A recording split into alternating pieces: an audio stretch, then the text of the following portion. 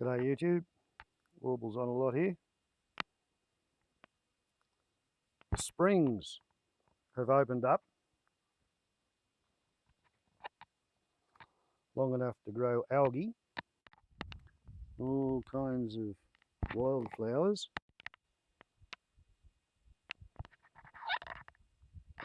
flowering.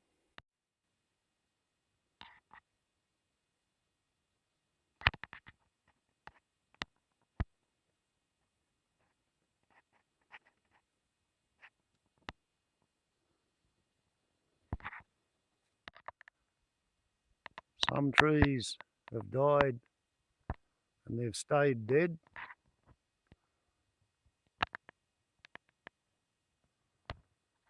Others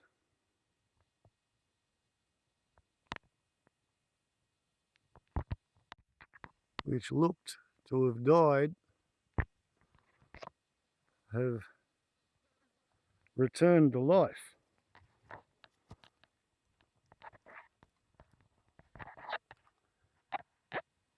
Despite all the lichen. Despite the dead trees on the hilltops, visually everything is almost luminescent green. Quite the visual treat after a couple of years of drought.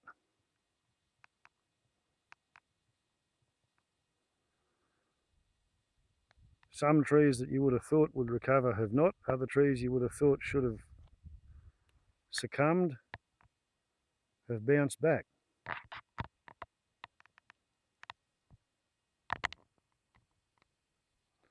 And as usual, when you look at it from the side, the grass on the other side of the fence is always greener than what's underfoot. Because when you're looking at it on the other side of the fence, you're seeing the grass blades side on and you get to see their whole length. And it accumulates to give nothing but an unbroken sea of green.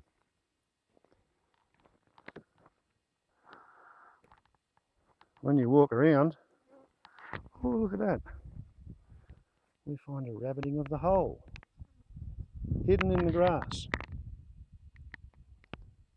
Oh, that'll have to be dealt with. You see the patchy effect of the coverage. It's not as recovered as it looks. And the question now is what happens next? If it keeps raining, yahoo yippee, the grass keeps growing. It's too warm for the grass to stop growing in winter. So come spring, allowing for the fact that there's nothing to eat it down, everybody's going to be bum deep in grass because Australia's sheep and cattle herds are at their lowest levels for 100 years or something, because everybody sold everything except their breeding stock off during the drought. So very few people have got any animals available to eat all this stuff.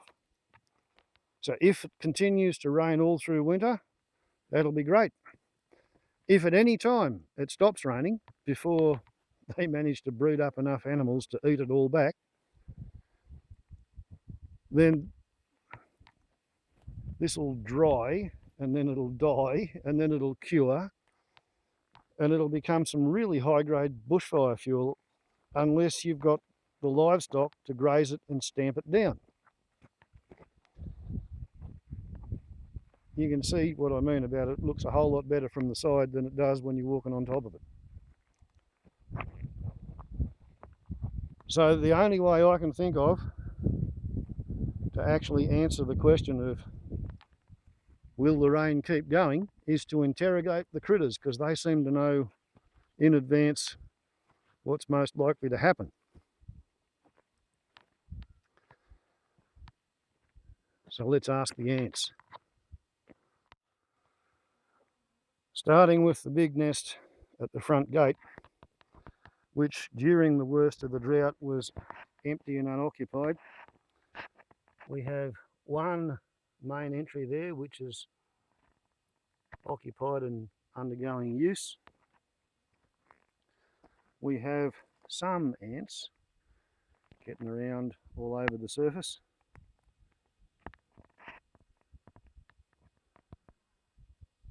And there, if the camera's pointing where I think it is, we have a sort of a chimney, a wet weather entrance or something. They built that and it had a hole up the centre of it, and then they blocked the hole. I don't know quite what they reckon is going to happen, but that nest does cop not quite a river by its side, but it gets wet in the runoff from the driveway. Over here, as you can see, they've dug so deep and they've hilled up high enough that they're actually overtaking the vegetation.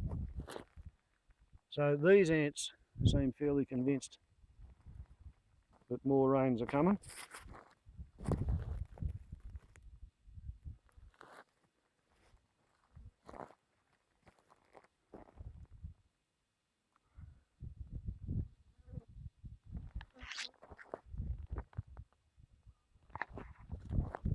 Quite impressive actually. And they'll just build around sticks and twigs too. There's another reasonably good one. And then we get into the ones that are a little bit kind of serious, encompassing rocks and grass. And tea tree coppices. Build straight around a forky stick.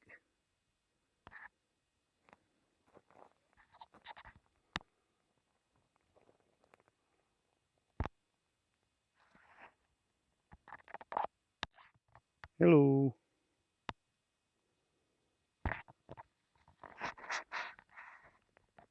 A mushroom with an ant's nest under it.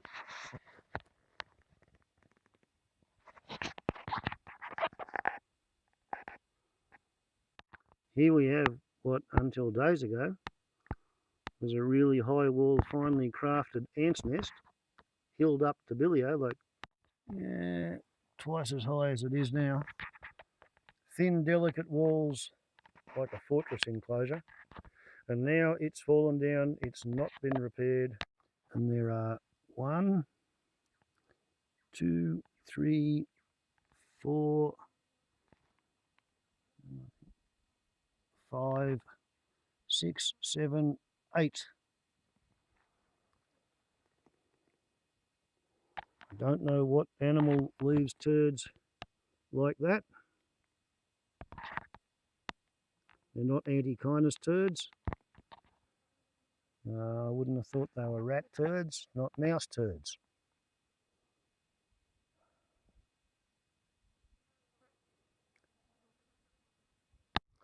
If it's an echidna, it must be a fairly small one. But an echidna does eat ants, and it is a devastated ant's nest, so maybe they are tiny little echidna turds. And there's another 2 of them. And a whole bunch of them here. So suffice it to say that until a couple of days ago, the ants that lived here thought that we were going to get a fair bit of rain in the more or less short-term future. And whereas the ants are pretty much all trying to hill up, some spiders are hilling up as well.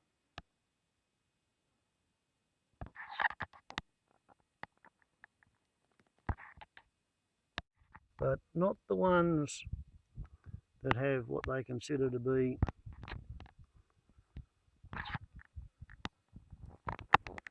something solid on the uphill side of them and a decent bit of slope going downhill.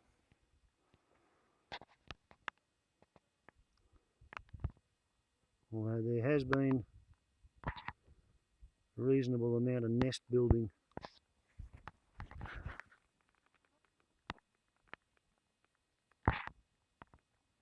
With grass straws held together by web on the uphill side. That might actually be, in time, intended to deflect water running downhill and prevent it from going down into the burrow. So yeah, I would have to say that the spiders too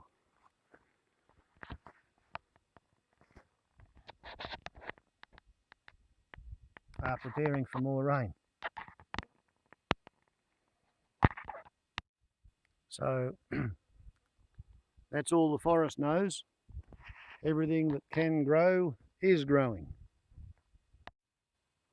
And apparently, based on their understanding of temperature and pressure, air pressure that is, and relative humidity, the only ants that are not hilling up are the ones that live on a reasonably steep slope, guarded by rocks uphill.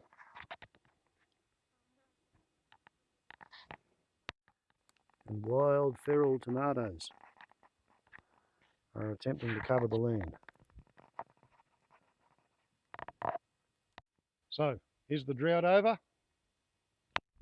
Not in the sense that it would take 125% of average rainfall for 8 years consecutively to make up for the shortfall of the last 2 years plus the millennial drought. Perhaps the best thing that we can say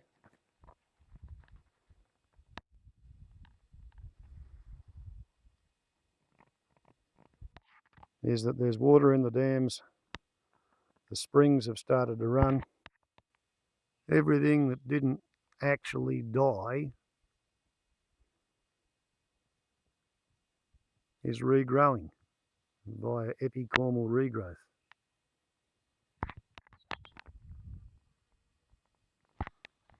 The ants are hilling up big time.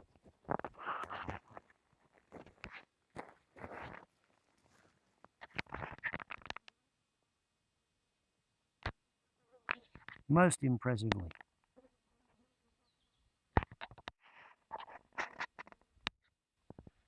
And so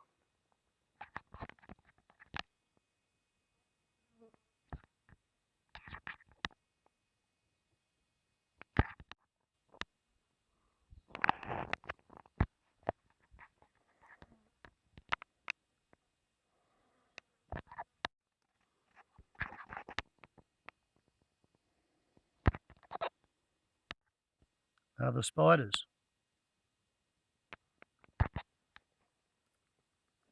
So we might be going to get a wet arse, which is good because that means that we're unlikely to burn anytime particularly soon.